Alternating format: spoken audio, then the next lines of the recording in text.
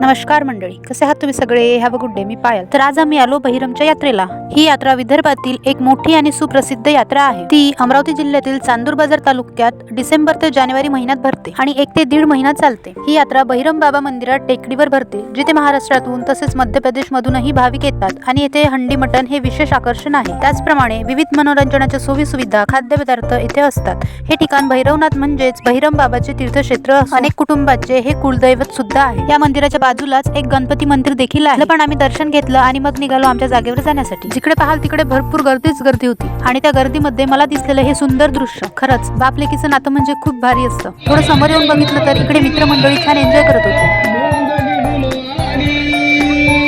अशा प्रकारे आम्ही येऊन पोहोचलो आमच्या जागेवर. इकडे येऊन बघितलं तर यांची भाजी बनवण्याची तयारी चालू होती आणि फायनली हंडी मटण रेडी. मग सर्वांनी मिळून जेवण वगैरे केलं. नंतर फॅमिली सोबत फोटो व्हिडिओज वगैरे काढले. मंदिरापासून आम्ही भरपूर लांब होतो. गर्दी पाहून वाटलं की एकदा पण दर्शन नाही होणार, पण लिटरली 2दा माझं दर्शन झालं.